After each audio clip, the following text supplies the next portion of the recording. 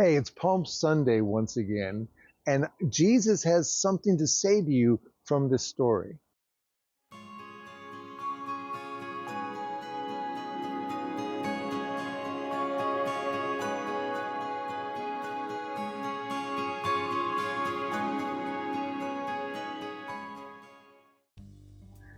Hi, I'm Dr. Chuck Day. I want to draw your attention on a Palm Sunday to Jesus riding into Jerusalem on a donkey that no one has ever ridden on.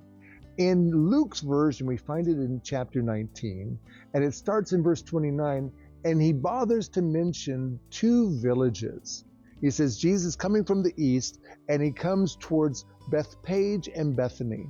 Now, we kind of skip over those names as unimportant, but actually I think Luke may have something to say that really helps to draw the story out.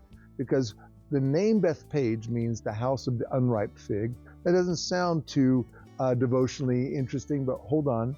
The other is Bethany, Beit Oni, that is house of humility. And I want you to understand that the two disciples that go are sent by Jesus to go to a village in front of them and find this colt or this donkey tied up, untie it, loose it, and bring it back to him. And they're given this command. If anybody questions you, say the Lord has need of it. Now, you've heard probably many sermons on this, that Jesus wants to ride on you and be seated on you, and that he'll use any donkey. And that's not an untrue application here.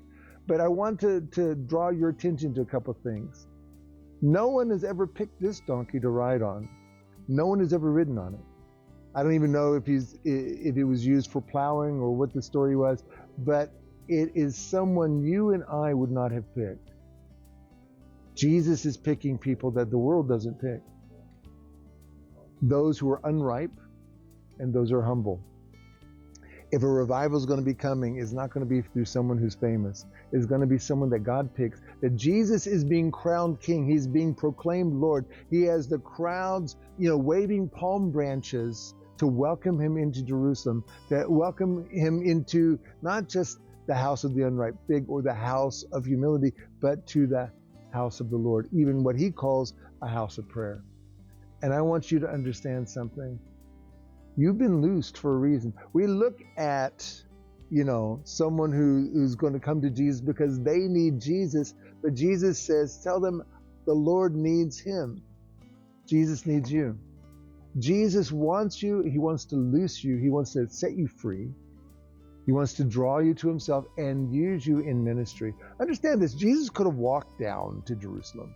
He could have walked down the Mount of Olives and into the city. He chose to ride. Why? Matthew is the one that gives us this. It's from in Matthew 21 verse 4, a quotation from Zechariah chapter 9 verse 9.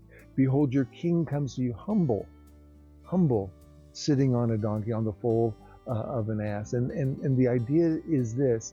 He wants to be humble on someone who is humble. In Isaiah 66 verses 1 and 2, God says, heaven is my throne, the earth is my footstool. What house will you build for me? He chooses to dwell with those who are humble and have a contrite spirit, a broken spirit. He's come to you. He's loosed you. He's set you free to ride on you into being proclaimed king all around. This is Palm Sunday, where we celebrate his being king. We celebrate that we have a humble king on a humble vessel. Let me bless you with a revelation of that. In Jesus' name, may you understand that Jesus wants to come on you, to dwell with you, to be used and celebrated with the vessel that he's chosen, that no one else would have chosen. You may feel you're unripe. You may feel that you're not worthy. Blessings upon you. Jesus has chosen you.